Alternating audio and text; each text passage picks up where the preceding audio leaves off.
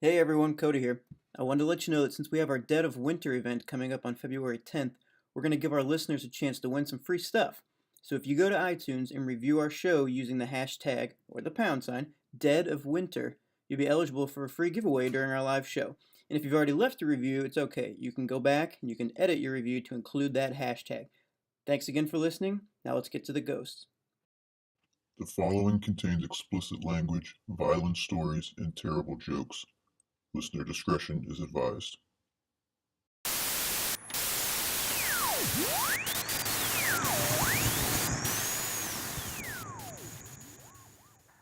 St. Louis is a city filled with ghosts. A few years ago, one of the most talked about hauntings in the city was a wonderfully restored old building on Newstead Avenue in the city's central west end. The occupants at the time, who owned a graphic design company, decided it would be the perfect place for their home and business with its spacious rooms, hardwood floors, and central studio with high ceilings. There had been rumors about the building for years, but they didn't let the story scare them off. Of course, they didn't realize that when people said the building was haunted, they actually meant that it was infested with ghosts.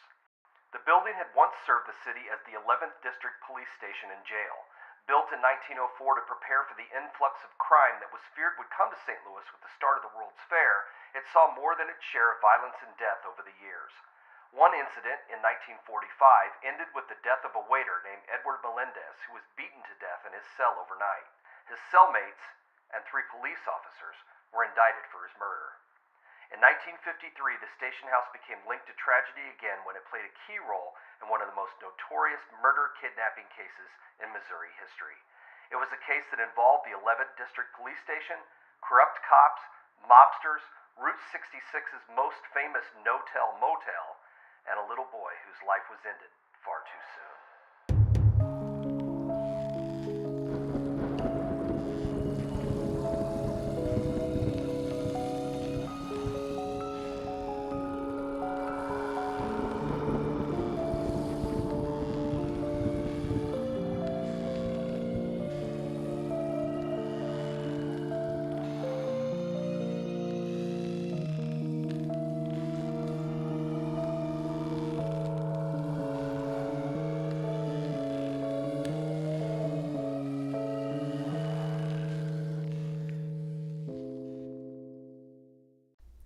Welcome to the latest episode of American Hauntings, the podcast dedicated to the history, hauntings, legends, and lore of America's past. Hosted by Cody Beck and Troy Taylor, our second season explores the history, mystery, and hauntings of St. Louis, Missouri, the most haunted city along the Mississippi River.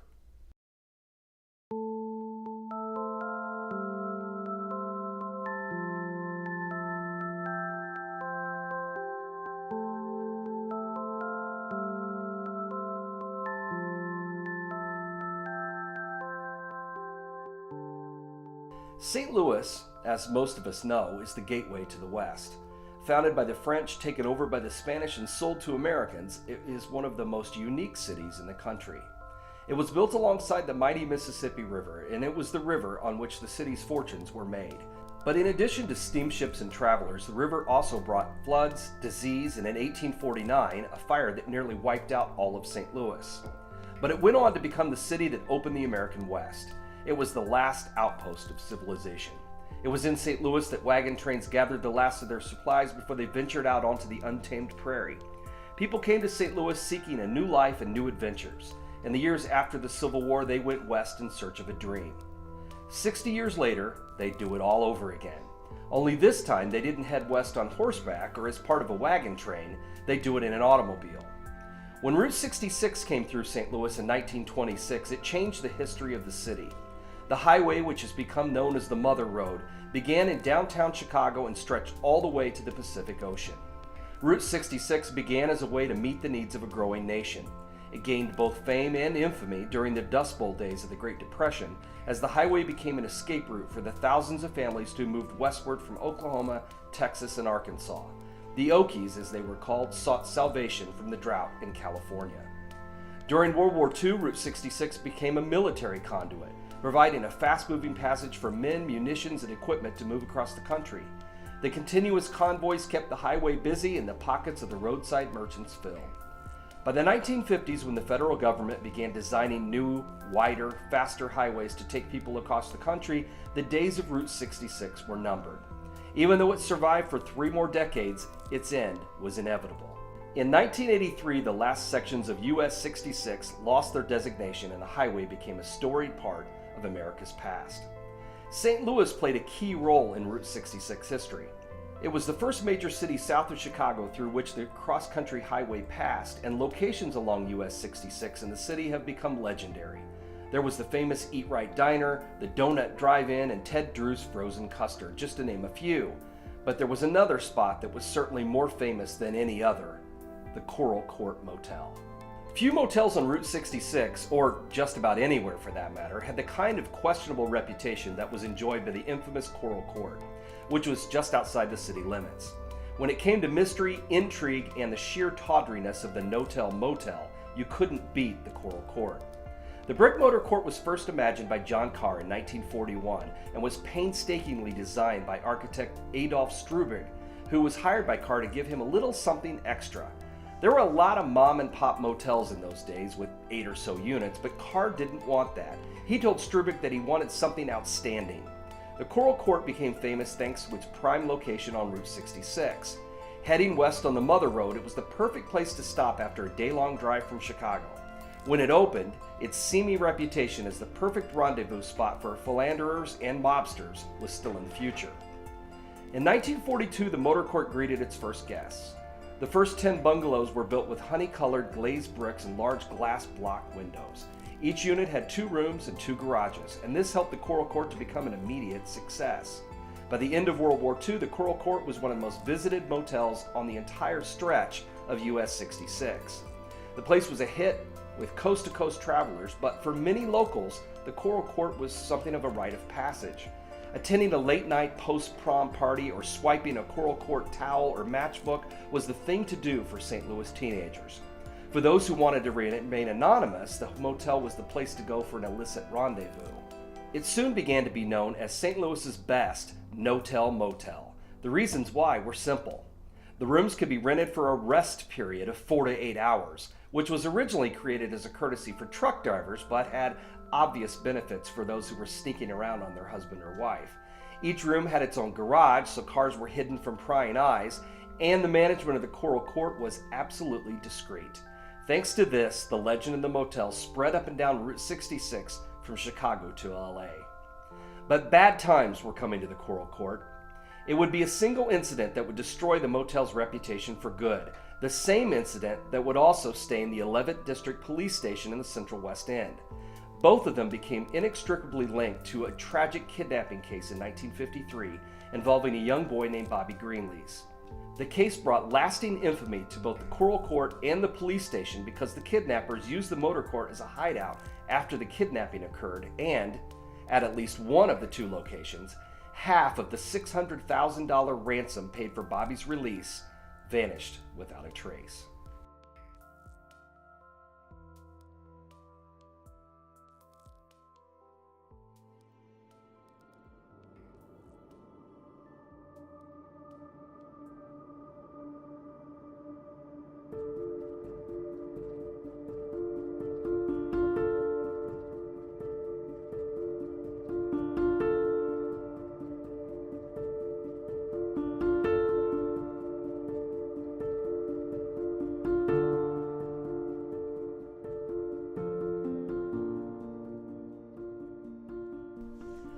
Bobby Greenlees Jr. was the 6-year-old son of Robert and Virginia Greenlees, residents of Mission Hills, Kansas, a prominent suburb of Kansas City. Robert Greenlees was one of the largest Cadillac dealers in the nation. In comparison to the wealth of the Greenlees family, Bobby's kidnappers, Carl Austin Hall and Bonnie Hetty, were dead broke. However, both had known privilege earlier in their lives. It had been at military school that Hall had met Paul Greenlees, Bobby's older adopted brother. Hall later inherited a large sum of money from his father, but lost it all in bad business ventures. After that, he turned to crime. His first big-time brush with the law got him arrested for robbing a cab driver. His total take from this crime spree was $38, but it was enough to land him in the Missouri State Penitentiary. In prison, he dreamed of the big score and began planning a kidnapping that would help him retire. After he got out, Hall moved to St. Joseph, Missouri, where he started dating Bonnie Hetty. She was certainly no catch. She had a reputation for being easy and was thought of as dim-witted, and occasionally turned to prostitution when she needed to pay the rent. But in her favor, Bonnie did own her own home, and she and Hall often drank themselves into a stupor there, never bothered by anyone. They had a violent relationship, and in fact, when Hetty was later arrested for kidnapping, she still bore the bruises of her latest go-around with Carl's fists. Her willingness to put up with Hall's abuse is probably a clue as to why she agreed to go along with the kidnapping scheme. During the summer months of 1953, Hall and Hetty made repeated trips to Kansas City to follow the Greenlease family. After some debate, they decided that Bobby would be the easiest target. At that time, the boy was enrolled at a fashionable Catholic private school. And late in the morning on September 28th, Hetty entered the school and told a nun that she was Bobby's aunt. She and Virginia Greenlease, she said, had been shopping at Country Club Plaza and when Virginia suffered a heart attack. Well, Hetty said that she had come to take Bobby to the hospital. When Bobby was brought out of class, he immediately took Bonnie's hand in his as if he knew her. Hetty would later say that he was so trusting. Hetty and Hall met a few minutes later at a drugstore, and they drove across town, and then across the state line into Kansas. When Bobby was taken across the state line, the Lindbergh Law, named for the famous kidnapping case, went into effect, and the taking of Bobby Greenlease became a federal crime. And it was just about to get worse. In a vacant field in Overland Park, Bonnie got out of the car and walked a short distance away, while Carl killed Bobby. He never had any intention of keeping the boy alive. First he tried to strangle him, but the rope he used was too short. Then he punched him in the face, knocking out one tooth. Finally, he pushed the boy down and shot him in the head with a .38 caliber pistol. Bobby was dead less than 30 minutes after he'd been abducted. After they killed him, Carl and Bonnie drove back to St. Joseph and buried the body in the backyard of Hetty's home. Hall had dug the grave the night before. After the body was covered, he planted flowers in the freshly churned soil, hoping to cover all evidence of the horrific crime. Well, Bobby was already dead and buried by the time the Greenlease family even realized he was missing. A call came from Bobby's school asking about Virginia's health, and it was quickly discovered that an unknown woman had abducted him. Soon after, they received a ransom demand from Carl Hall. He mailed them a pin that Bobby had been wearing when he was taken and demanded a ransom of $600,000 in $10 and $20 bills. Robert Greenlease called several of his closest friends and they began putting the money together. He also called the head of the local bank, Arthur Eisenhower, who was the brother of Dwight D. Eisenhower, and the two men put together a plan to record the serial numbers of all of the ransom bills. While the money was being accumulated, Hall called the Greenlease residents repeatedly. He continually reassured them that Bobby was alive, and finally, a week after the kidnapping, the money was delivered. Well, as it turned out, it had to be delivered 2 times because Hall was so stupid he couldn't find it the first time around. Well, finally, after almost bungling a second money drop on a dark country road, Hall was able to retrieve the ransom. It was just after midnight on October 5th when Hall made one last phone call to Robert Lederman, a friend of the Greenleases, who had arranged the ransom. He promised Lederman that the family would have Bobby back within 24 hours. It was a promise he couldn't keep. While Robert and Virginia waited for word of where to find their son, Hall and Hetty drove to St. Louis with a money bag that weighed more than 85 pounds. As they traveled, word of the kidnapping leaked to the media and it became a nationwide sensation. When they arrived in St. Louis, Hall and Hetty were stunned to find themselves at the center of the story. They had quickly been identified by the authorities as the kidnappers.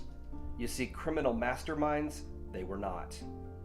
They ditched their car and started using taxi cabs. They rented a small apartment on Arsenal Street and decided to lay low, a plan that didn't last for very long. Carl got bored and got tired of Bonnie. One afternoon, he left the drunken woman passed out in the apartment and vanished. He left behind a few $1,000s but kept the rest for himself because he was off to live the good life. A short time later, Hall hooked up with an ex-con cab driver and a prostitute. The 3 of them ended up at the Coral Court Motel. The cabbie assured him he could stay there with no questions asked. The owner, he claimed, was mob-connected and had operated a posh St. Louis brothel for years. While hiding out at the Coral Court, Carl began throwing his money around and hosting wild parties for his seedy new companions. He lavished money on the prostitute, but she later said Hall was so drunk and so nervous that he was never able to even have sex with her. As for the cab driver, Hall turned the man into his own personal valet. He gave him fistfuls of money and told him to buy new clothes and whatever else he thought he might need. Needless to say, this kind of behavior would not allow the kidnapper to stay in hiding for long. The owner of the cab company where Hall's new pal worked was Joe Costello, a well-known local gangster. When Costello heard about the big spending customer, he contacted a corrupt St. Louis police lieutenant named Louis Shoulders. The two men soon became entangled in what would be the mystery of the missing ransom money. Both denied stealing it, but they were mixed up in the mess somehow. It's unknown whether Costello figured out that Hall was the Greenleaf's kidnapper and gave Shoulders the tip for an arrest of a lifetime, or whether the two of them simply conspired to rip Hall off. What is known, however, is that Hall was arrested a short time later by Shoulders and by a patrolman named Elmer Dolan.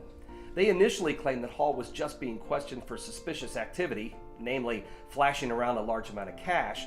The money was bagged up and taken to the 11th District Station on Newstead Avenue, where it was stuffed into a suitcase and a footlocker. The footlocker, which contained about $300,000, remained in the property room, but the suitcase was never seen again.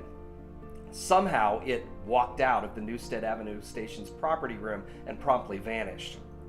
Meanwhile, Hall was falling apart in the station's interrogation room. He quickly confessed to kidnapping and murdering Bobby Greenleaf and led the police to the whereabouts of his partner, Bonnie Hetty. She was arrested, still living in the rundown apartment where Hall had abandoned her, and on October 7th, police officers and reporters rushed to Bonnie's house in St. Joe, where they unearthed Bobby's corpse from the backyard. Once Hall and Hetty confessed to the crime, they resigned themselves to their doom. When a federal jury in Kansas City returned with the death penalty, it was said that Bonnie actually smiled. On December 18th, only 81 days after the kidnapping, Carl Hall and Bonnie Hetty were executed side by side at the Missouri State Penitentiary. Neither had appealed the verdict.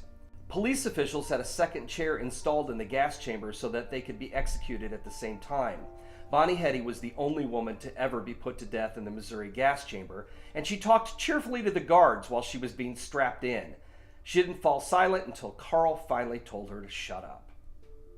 The Bobby Greenleaf's kidnapping received national attention and aroused widespread anger. That anger led to an immediate investigation into the missing ransom money, which vanished at the Newstead Avenue station. The glory that should have led to promotions for Shoulders and Dolan became a dirty scandal that highlighted the widespread corruption of the St. Louis Police Department in the 1950s. The two officers were later convicted in federal court on a charge of perjury for supposedly lying about the sequence of events from the time they arrested Hall until the time the money was brought to the Newstead station and counted. Various police clerks and officers testified they never saw the men carrying anything when they entered the station with Hall, and they certainly did not see the suitcase or the footlocker. Shoulders stated that the money was outside in his car, and he brought it into the station after bringing Hall inside because, well, why wouldn't you leave $600,000 in cash in your car? The theory was that Shoulders and Dolan, who both left the station on personal errands after booking Hall, returned to Hall's apartment and stole half the money. They brought the remaining half to the station through the rear door. Hall's statement, not surprisingly, directly contradicted that of Shoulders and Dolan. Hall maintained that the money had been left in the apartment when he was arrested. Over time, there have been a lot of other theories about who might have taken that money. Most pointed fingers at Shoulders and his connection with mobster Joe Costello, while others blamed the corruption in the police department itself. Costello was accused of taking the money by the FBI, who followed him for years, tapping his phone and questioning his associates. They could never make the theft charges stick, but Costello was eventually arrested on weapons charges and sent to prison. If the cops and Costello didn't take it, where did the money go? Well, some have suggested that Coral Court owner John Carr may have been involved. If Carr knew about the money, and it's very possible that he did, he could have entered Hall's room using a passkey and walked out with half the money, believing that Hall would never miss it. And even if he did miss it, what was he able to do about it? You can't exactly call the police about your missing ransom money. When John Carr died, he was a multimillionaire. Could any of that remaining fortune have been part of the Greenleaf's kidnapping money? Well, we'll never know. John Carr died in 1984 in the Coral Court Motel. A shadow of its former self was torn down in 1995. No trace of it remains now. The No-Tell Motel has been replaced by a subdivision. The ransom money, too, is long gone. Well, sort of. For many years, it was news whenever any of the bills linked to the missing Greenleaf's money turned up. Where was it coming from? Well, nobody knew. And now with so many principals in the case long dead, the vanished money will always remain a mystery. But of course, that's not the end of this story.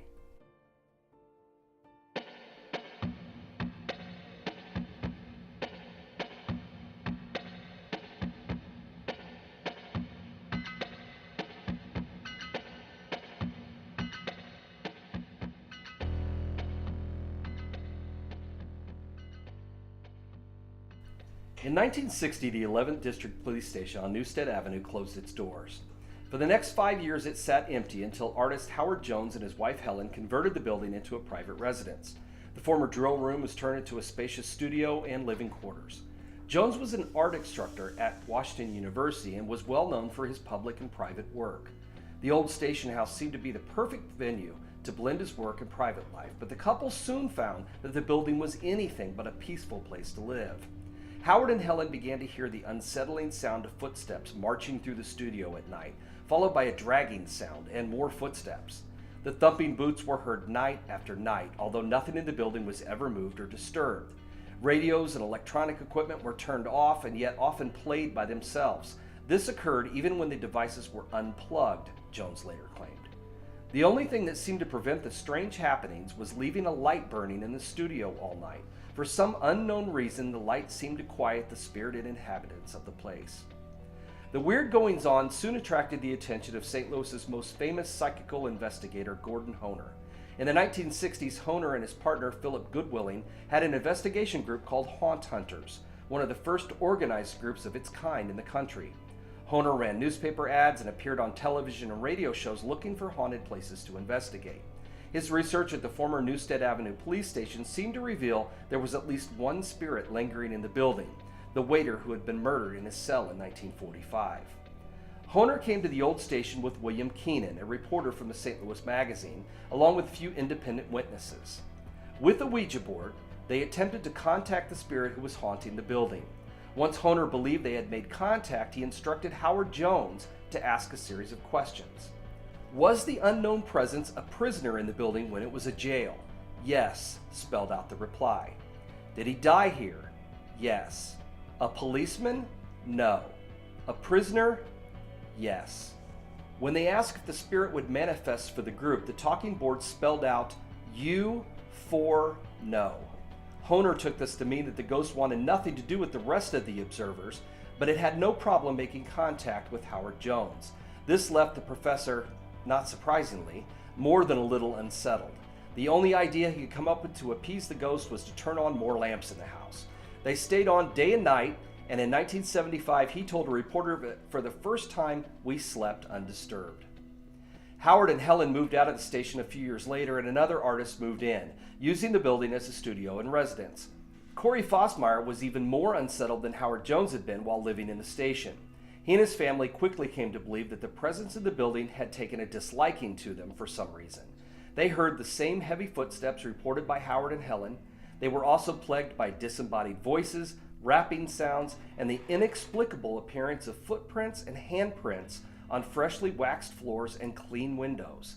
The prints didn't match those of anyone in the house. The family finally decided to leave after being awakened one night by the sound of someone screaming. They later reported it was so intense that it seemed to shake the whole building. The screams actually caused them to flee out into the street. That turned out to be the last straw. They moved out soon after. Another artist followed but had a completely different experience, or so he told Matt and Denise Piskulik when they were looking at buying the building. He assured them that the stories about the station house were merely that, just stories. When Matt first came to look at the building, he told them, "Hey, about this Newstead ghost thing, I've never had any problem with it." Well, Matt didn't think anything about it at the time. It was no secret the house had been featured on many local radio and television specials, usually around Halloween, but he and Denise liked the place. They didn't plan to let it scare them. Well, that was the plan anyway. It didn't work out so well. Trouble began almost as soon as they moved in. Each day, the couple heard footsteps banging up the front stairs in broad daylight. Matt first assumed it was a delivery person, but no package was ever left behind. This was weird, but if this was as bad as things got, they could handle it. Matt and Denise planned to make the building home to their company, VIP Graphics, but were only going to live in the apartment until they could afford to move. They didn't plan to stay there long, so really, how bad could things get? They quickly found out.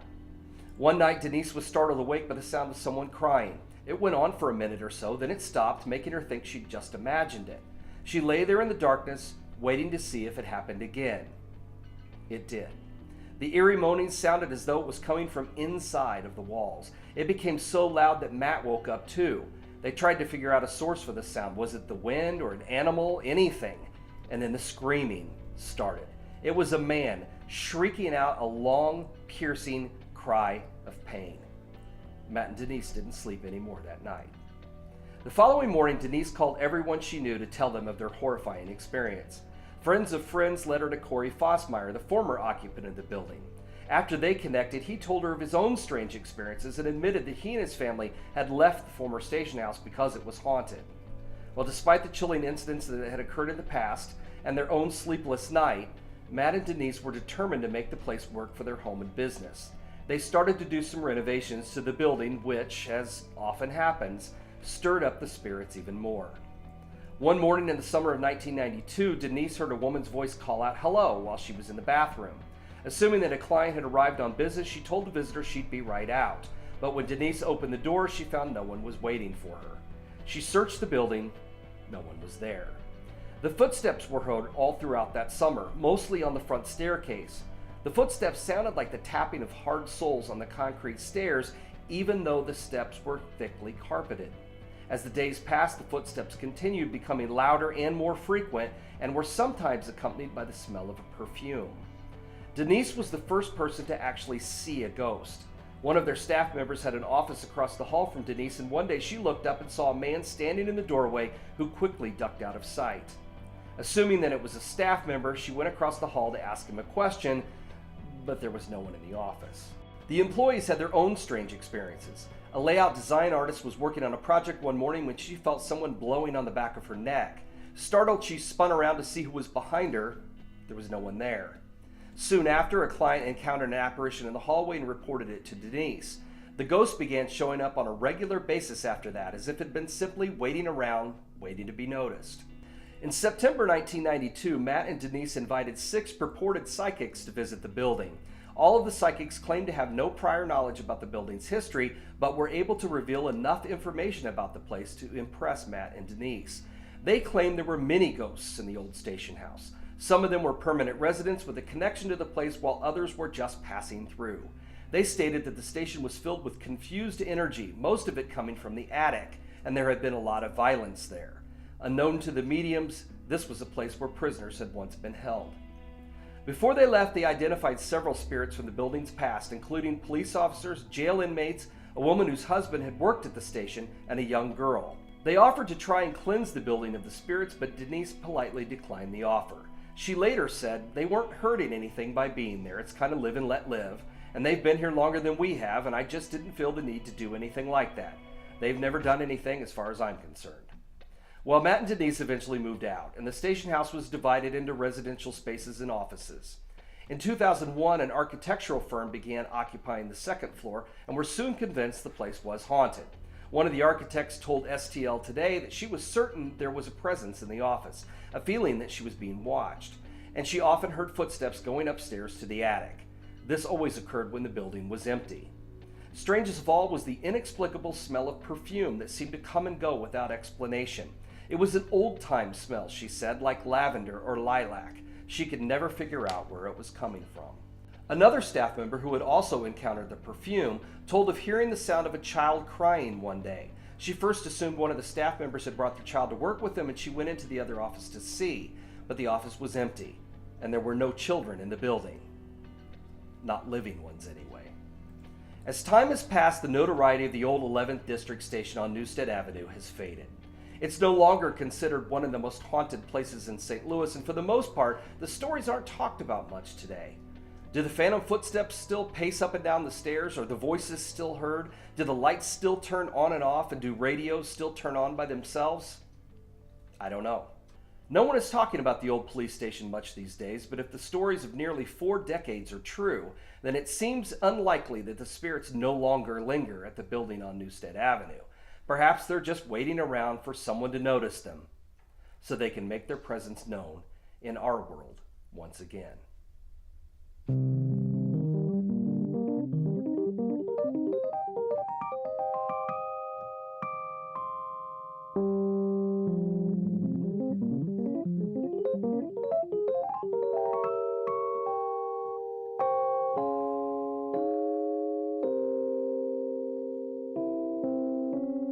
remember this boy in my class, and I had gone to school with him like since kindergarten, and he did that song, I Think I'm Turning Japanese. Oh, yeah. Hilarious. And The he papers. just like Yeah. all he had to do. He's like, it's just about this guy who is worried that he might be turning Japanese. That's not what it's I about. know, I That's know not it's at all. not. But he really thinks so. Yeah, We right. had to Yeah. play the song, and it was just like the shortest presentation because he's like, and that's pretty much it, you guys. It's just this guy He's just turning thinks Japanese. that he He's might turning perhaps be turning Japanese, and then he wrote the I'm song. just going for it. Well, this is all pretty loose. So Yep, we're yep. good. So All right, welcome to American Hauntings Podcast, where we discuss history, hauntings, legends, lore, and all things paranormal. You are listening to episode 14, which is the first episode of season 2, which delves into the hauntings of St. Louis, Missouri. I'm your co-host, Cody Beck, and with me, somehow still, my co-host is author, historian, crime buff, and founder of American Hauntings, Troy Taylor. it was the longest first season of anything in my entire life. Yes. No, I'm just kidding. I agree. No, I agree. No, I'm just kidding. I So- can't believe we're here. No, I'm not either, and I can't believe we've made it into the second season already. Actually, I can't even believe we've done 14 episodes Yeah, of anything. right. But it has been a lot of fun, and will continue to be fun. And I'm sure that we will do things somewhat differently. We've got some ideas about Yep. season 2. Obviously, new locations and new areas, but we may change things up a little bit. I don't know. Yeah, we'll just Or see what happens. If it's not broke, don't fix it. Or perhaps it is broke. I'm not really sure. I kind of like the idea of it's just our baby, so we just do whatever. Yeah, we just do whatever we Yeah, want. just so, raising the kid however I see yeah, fit. exactly. How bad can they turn out? I should mention that we are recording at the American Hauntings office Yes. in Jacksonville with our audience, We have with our company. entourage. Yes, yeah, it's So- our posse. Leah is here, Lisa is here, and that loud laughter that you hear in the background is our friend Becky Ray, who is in town. And we are working on this episode with friends, which is the best way to do it, Yep. because that keeps us from doing this for like 3 hours. Yeah. And that's how every episode's not 4 hours long. Yes. Well, we are, as I said, we're recording at the American Hauntings office, and we are getting ready for several things coming up. In fact, yesterday, January 8th, tickets went on sale for the Haunted America conference in June in Alton. So if you have not already grabbed your tickets, do so, because the after-hour events, we have 12 after-hour events this year, but they are going to fill up fast because there's a lot of stuff we have never done before at the conference, and it's going to be, I think, very cool this year. I'm really looking forward to it. But the segue into that is that we are doing a live recording at the conference. We're also doing one next month at the Dead of Winter event, which is February 10th at the Mineral Springs in Alton. And that is a free event, completely free. Just got to show up. There are still just a few tickets left for the after-hour events, not very many. We've got a dinner afterward and then a ghost hunt in the Mineral Springs that night. And those are getting very close to being full. So if you're hoping to take part in those, you've got to get on it. My Otherwise, family's coming the in event. town. Oh, cool. Just cool. for that, so I'll tell Awesome. them to get on the Yeah, after-hour yeah. stuff. The after-hour stuff is going to fill up, but the daytime event thing is completely free. We just ask that you bring a canned good or non-perishable items for local food banks. We always collect for that. Wintertime, a lot of the food bank people have told us that the donations drop off after Christmas. And then so by February, they're starting to struggle looking for, food items and stuff for the food banks. So we always do that in February, and we usually collect a really big pile of stuff, which is awesome. That's awesome. So that's all we ask. That's your admission price, is bring a can or bring an item or bring whatever you want to bring. Big thing, I think, was diapers, right, Lisa? That was what they had told us before. Definitely diapers and any kind of like paper towels, toilet paper, light bulbs, some of those things that you don't usually think about. Because they're not food, are right? often Sure. bringing cans from their pantry, and that's awesome. But if you can think about some of those items that you use around your house daily, those are Also a big hot plus. commodity. Yeah. And will be very much needed. So Awesome. think about those things that whenever you need them, you realize you don't have it, and you're like, oh, shit. Yeah, Get those. like toilet paper. That's a perfect thing. It's a literal- So exactly, literal- that is Yeah. literally Literal. something that you say. So, Anyway, that'll be coming up February 10th, and we'll be recording a a live show during that. We have not figured out all the logistics for that yet. Yeah, I'll figure it But out. we're working on it, and it's just going to be fun. It's Yeah. going to be just, for us, it's going to be like doing another show, except you're going to see it's going to be a shortened monologue because, trust me, that would be our entire day of me doing something. So I'm going to come up with a winter-related thing, and we'll be doing that as our monologue. And then people can ask questions about that if they want, or they can ask questions about anything to do with the podcast or whatever. It doesn't matter. We just want to get everybody involved, and I think it'll be a good time. It's going to be a lot of fun. And getting people involved has been, I think, one of our goals from the beginning of this thing. Absolutely. I mean, that's why you came to me in the first place. Is, hey, let's do this because people have questions about these stories or about these places, so let's have fun with it. And it has been a lot of fun. Yeah. But getting everyone involved is been important for the podcast because we depend on your reviews and we depend on your likes on iTunes. If you can leave a comment on your review, we appreciate it. Some of that, we wish that we could reply to those. I mean, I really wish they could. So if you have a question or you have something that you want us to reply to, send Cody an email from the website. And hopefully at some point we'll start getting some emails in that we can read on the air. Yeah. We'd love to, or I guess we're not on the air, Do but you know what I some mean, listener in the stories podcast universe. Right. In there, but and do some listener stories and Yep. questions and comments and things. But we'd like to respond to some of the comments that we get on iTunes. We can't always. We are always constantly working on the technical side of this. Okay, well, I'm not. I say we as a general kind of thing. Cody is working on that apologize part. for the audio. No, you know what? In Hey, advance. we know in our last episode, when we did our last episode in Alton, we had, what did we have, like 10 people in that room, and we had 2 microphones. So we passed it around, and, we did the best we could, and we know that it was a little hard to hear at some points, but that was so much fun that I hate it. I mean, even though you weren't there, I wish that you why it had was been. fun? Well, no. It would have been even more fun if you'd been there, but we did have a lot had of to fun work with with it. me. Yeah, we had a lot of fun with it. It was fun. I It really enjoyed going was. through the audio. It Yeah, I'll was bet. entertaining. I'll bet. Yeah. The So stuff that I cut You're out was welcome. the most entertaining. Yeah. Yes. Lisa was a big part of that. not the parts cut out. Very So, professional. Yeah.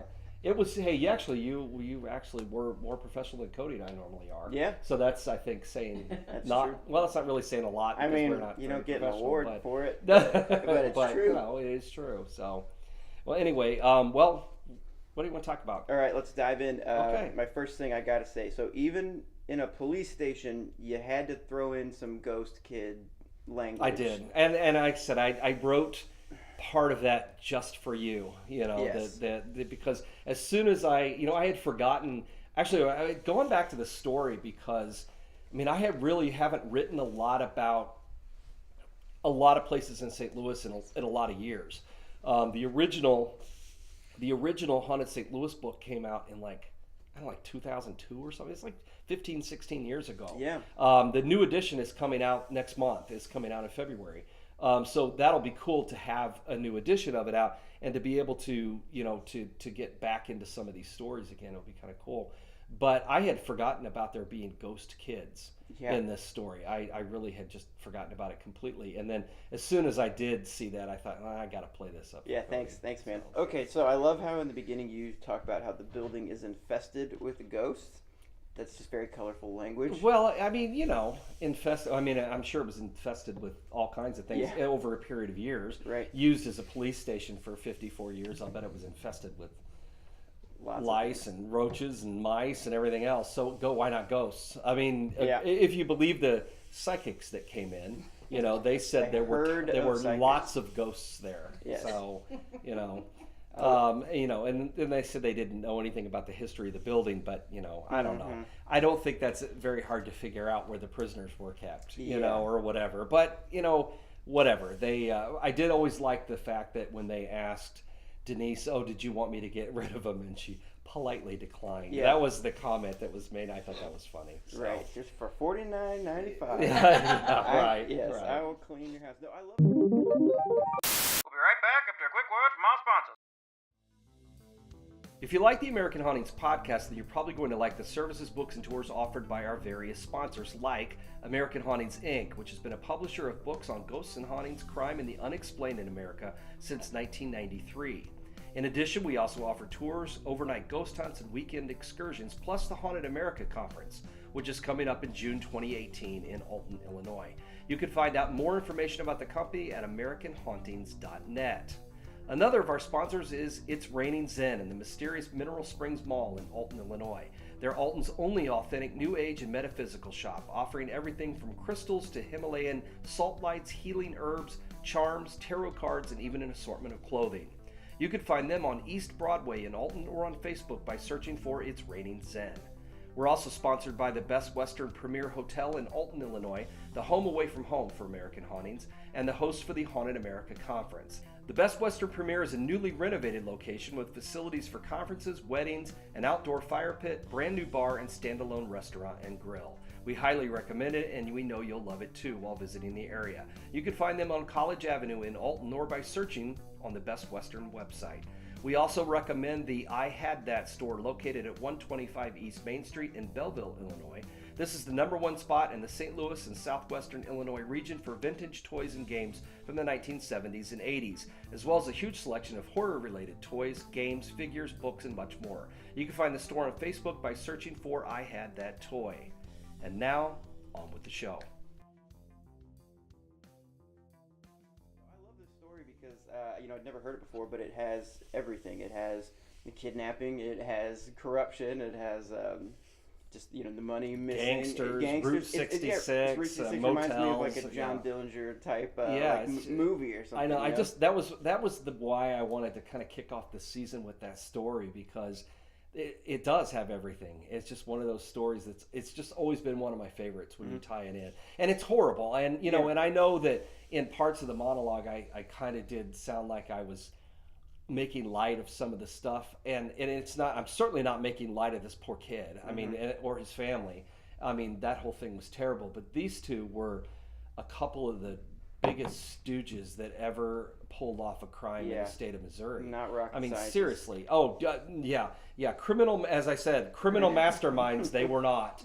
By the time they literally drove across the state, they were already wanted by the police because they'd already figured out who committed the kidnapping. Yeah. I mean, they didn't try to cover anything up because they were and it wasn't because they didn't want to cover it up. They just didn't know how. They were just just a couple of real dim bulbs. Yeah, I mean, really. I don't know how else to say it. Everybody in this story kind of seems that way. Like the guys stealing the money, they had one job to get their story straight. Yeah, well, but I think the problem there was that corruption was so bad. It was like, you're talking about a situation of like Chicago in the 1920s where people were doing anything they wanted to. The Chicago police chief was on, going around saying 90% of his officers were taking money from the mob. St. Louis was the same way just years later. Into the 40s and the 1950s, the St. Louis mob was so prevalent and so entrenched in the police department. I mean, there were all kinds of hearings and trials and arrests. And I think that things were just so deeply enmeshed in crime that, people just got to the point where they,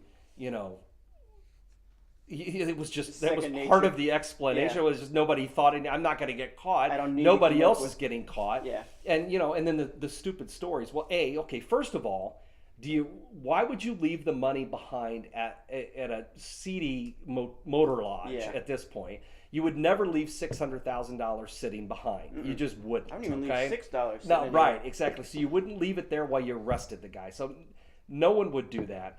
And then I like the part about how, I left it in the car. Yeah. $600,000 in cash. I just left it in the car. Yeah. Doesn't matter if you're parked at a police station. At the time, that was a fairly rough part of town. Yeah. So you weren't going to leave that money in the car. And then I also like the part of how they brought him in, they arrested him, stuck him in an interrogation room, and then both men left the station on personal business. Yeah. Really? Yeah. Come on now.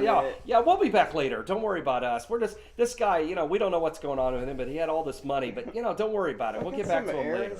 Yeah. So every story was an obvious lie.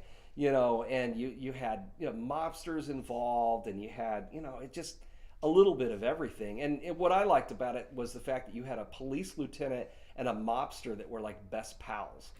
I mean, it's a sitcom. Yeah, how does that just waiting to happen? Yeah, exactly. I mean, how does that happen The Odd exactly? Couple. Yeah. So, I think that it was a case of something bad was going to happen, or something worse, rather.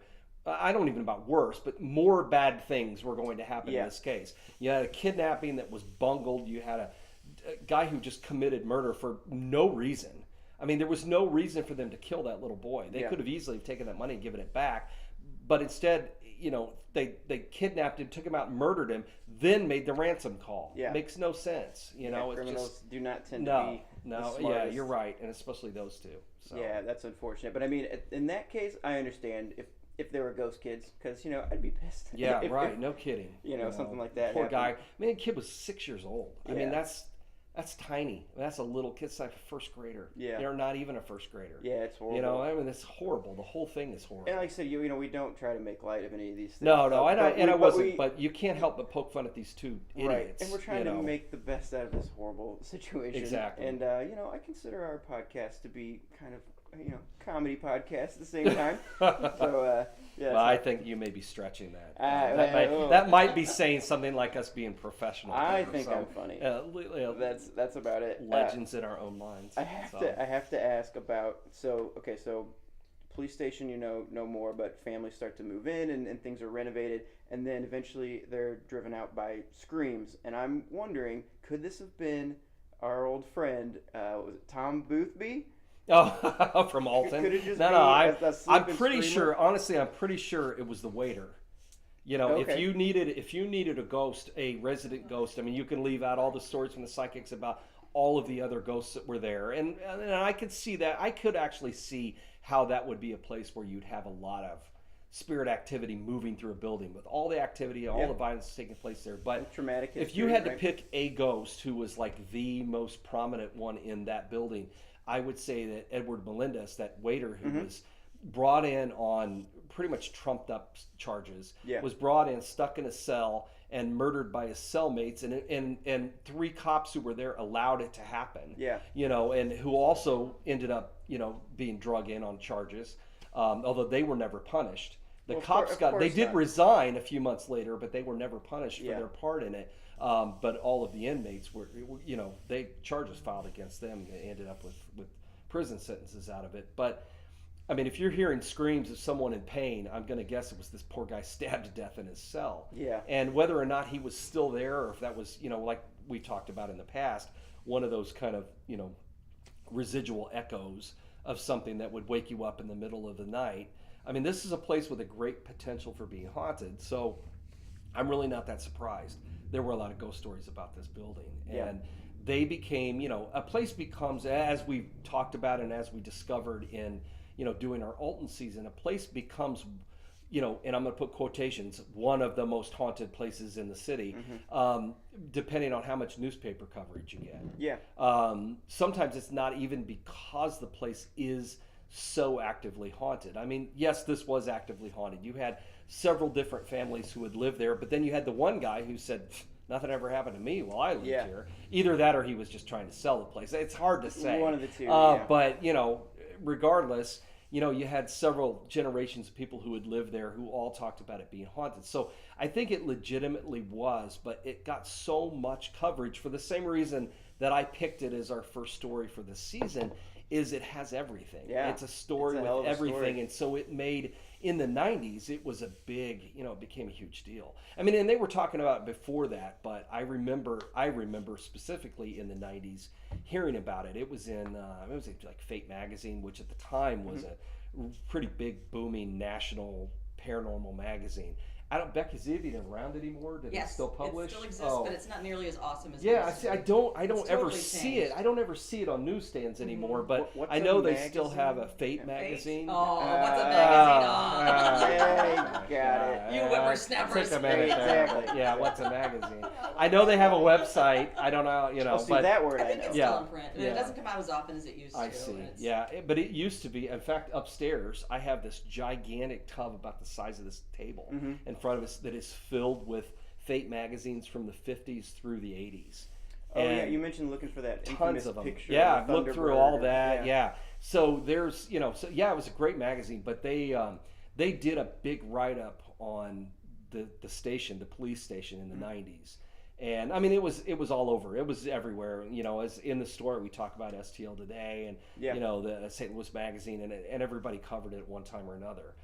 Because it's a great story. I mean, it really was. It was really a great story. And of course, you had as they claim to be, the inspiration for the Ghostbusters involved. Yes. Yeah. Yeah. Can you talk about that? I met Gordon Honer. Gosh, I think he came to one of our conferences or something. Nice. Yeah, I mean, this was in late '90s, I think he was, and I'm not sure if he's still around. I don't think he's active. If he is still around, I think he's retired. But they had this group that they started in the '60s called the Haunt Hunters, and they went around all over St. Louis, and they were like because I mean that's all there was. I mean you gotta go again, look back in time in the '50s and '60s. There were no ghost groups around. There was of course no internet or anything like that. So I mean what you had was Hans Holzer and the Warrens, and old Ed and Lorraine, and there weren't many people around back then. But in St. Louis, you had the Haunt Hunters. So they were who you were going to call. They were who you called. Gotcha. Yes, they were, and they did everywhere. They did, and I think probably Howard Jones became familiar with them because they did a lot of stuff at Washington University. Yeah. Which now we're going to move forward into 1971 when they show up to do another investigation at Whitmore House at Washington University, when a guy who was attending school there named Harold Ramis met them when they came. So the story always was, well, at least the story that Gordon Honer always told is that, and he may have been right, and it makes sense, that they were the inspiration for Ghostbusters, that they were the team he met, at the time. And even in the 80s, there really weren't that many groups around. So when Ghostbusters came out, it was a big deal. Yeah. I mean, for anybody who was interested in this kind of stuff, I mean, that really kind of kicked things off into the modern era of, ghost hunting and ghost research and all that kind of stuff. It was really Ghostbusters. Even though it was a comedy, Yeah. it was still something that people really hadn't seen before. And but they always claimed to be the inspiration of that, and they may have been. So Dogs and cats living in yeah. That's awesome. Before we get back to the show, I've got to say something about the studio headphones that I'm using. They make all different styles, but I use the Regent model, which comes over the ears, like DJ style. I've got weird shaped inner ears, so none of the earbud style headphones fit me right. But I love these things. They've got a great tone and really balanced sound. They hook up to everything with Bluetooth, but they've also got an auxiliary cord if you don't want to go the wireless route. They've got interchangeable caps in different colors and designs, and since they're made in Sweden, a nice sleek look. Best of all, they've got 24 hours of battery life and 20 days of standby mode. Seriously, check out these studio headphones. They're high quality at a low cost, and even lower if you're an American Hauntings podcast listener. Check out their website at studiosweden.com, which is in our show notes. And if you use the promo code American Hauntings, it's just all one word, when you order, you'll get 15% off your purchase. Check them out. You won't be sorry. And now, on with the show. So I wanted to ask, because it seems to be a common theme about renovations, like stirring up trouble in different places. And well, first off, I think they should have kept it the way it was, and the cells could have been cool little hipster rooms. Yeah. They had a hostel for artists, exactly. and let them sleep in cells. Exactly, so, and get that inspiration. But that's what they would do now. That would be a very hipster. It'd be a hotel Williamsburg, thing. Brooklyn thing. Yeah. But I'm wondering, do you think it's that ghosts don't like change, or they're just like, hey, what are you doing? You're messing up my spot here, or what is it? If you're talking about ghosts that are an actual presence, I think you could be talking about, I don't want you messing with my, I don't like change. I don't want you messing with things. But I think for the most part, when you're talking about a haunting, especially one where, a violent events have happened and it's left an impression behind, that you're talking about that residual energy. So you're talking about energy. So you come in and this energy has soaked into its physical surroundings. So when you come in and start tearing that up and changing it and moving things around, and you're messing with that energy. So when you disturb that energy, things happen, and so you get these weird sounds and and the footsteps and the knocking and all that kind of stuff. And I think it's probably more of a residual thing, but it could be either way. I mean, you could go either way with that. Okay, no, that's a good answer. And I love, we talked about it a little bit earlier, but inevitably a herd of psychics were brought in to investigate. I think we need to come up with a name for a group of more than like psychics, 3 or 4 psychics. A flock. Yeah. No. Clutch. A clutch of psychics. A gaggle. Like a I think gaggle. I like Gaggle of gaggle. psychics, I think yes. I like gaggle. I It is think that would be official. a good one. We've Yeah, ruled we've it. decided. So that will be from now on.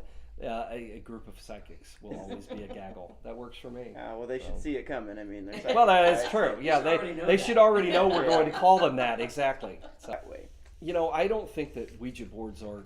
They've got such a bad rap as being some sort of evil conduit to the dark dimensions. Yep. I have one on my coffee table. Yeah, it's just it's just a tool like any other kind of tool, and I think for the most part.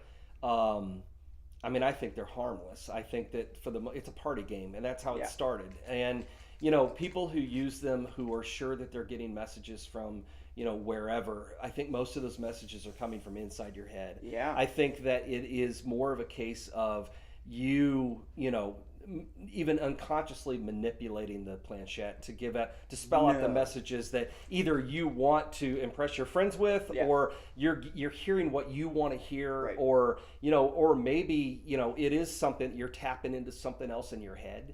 You know what I mean? Who's psychically providing some kind of message. But I don't really think that. I'm not saying it's impossible. I just don't think that majority of times that people using a Ouija board or any kind of communication device, I think 9 times out of 10 you're not talking to a ghost. Right. However, there's that one time where you may actually be communicating with something, because there have been lots of really credible information that has come through Ouija boards in the last 150 years.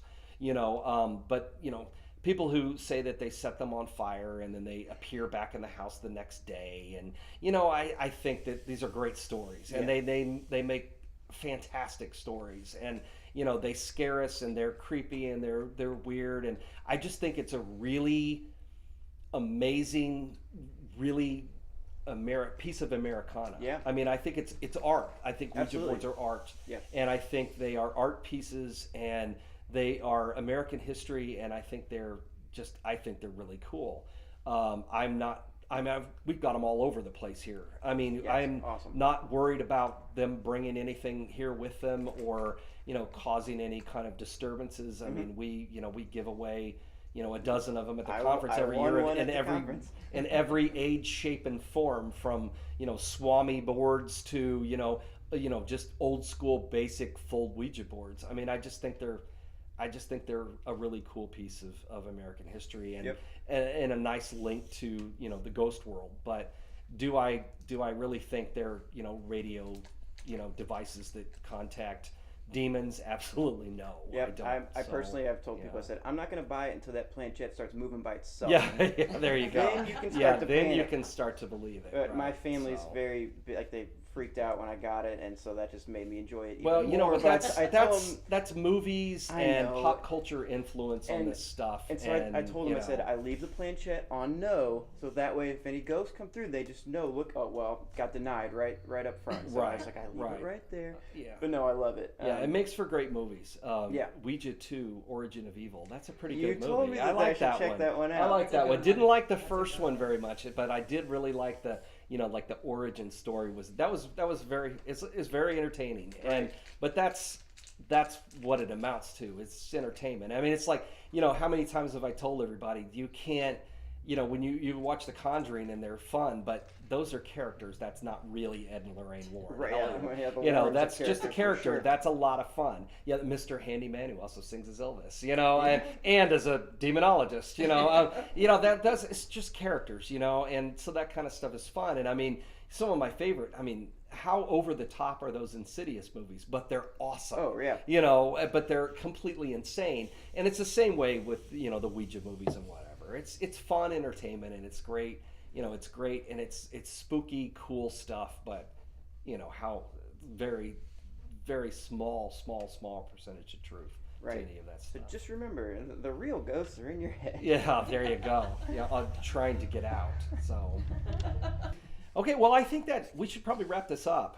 We had a pretty long story this time, and I think a fun discussion on this one. I like this. This was a fun episode. I liked it too. Anyway, guys, thank you to everybody out there. Thank you for listening. And again, we're going to ask you, please share this show with your friends. We really enjoy doing it, and we think if you enjoy it, I think that you probably know some people who would also enjoy it, who haven't found it yet. I've had a lot of very close friends of mine who've told me, hey, I just started listening to the podcast, how many months later? Half of my 6 months friends haven't later. listened Yeah. to it either. I'm So, like, "Thanks, guys, people thanks." are still finding it, but if you find it and if you like it and if you haven't done it yet, go to iTunes. No matter where you listen to it, whether you listen to it on the podcast or SoundCloud or wherever, go to iTunes and leave us a review.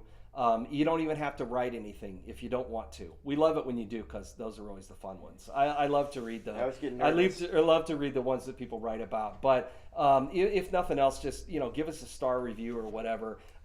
Preferably 4 or higher, please. Anyway, give us a review, and we'd really appreciate it. It makes it easier for people to find us in the future. So thanks again. Thanks for listening, and turn it back to Cody. Alrighty. The American Hauntings podcast is a way to combine historic record, folklore, science, observation, and imagination to uncover more about America's most haunted places, including St. Louis, Missouri. American Hauntings is a bi-weekly podcast. You can hear new episodes every other Tuesday, so please tune in to hear our latest episode and receive a brand new look at history and hauntings. You can learn more about our podcast and find new episodes on iTunes by searching for American Hauntings or by going to AmericanHauntingsPodcast.com, where we also have links to some of Troy's books, as well as information about his upcoming ghost tours, events, and haunted happenings. As for your host, you can find me on Twitter and Instagram at CodyBeckSTL or at CodyBeck.com. You can find Troy on Instagram at TroyTaylorGraham, on Facebook at the Troy Taylor Author page, or at AmericanHauntings.net. This episode of the podcast was written by Troy Taylor, and it was produced and edited by me, Cody Beck. Some of the music in this episode was written and recorded by Charlie Brackus at Lighthouse Sounds in Alton, Illinois.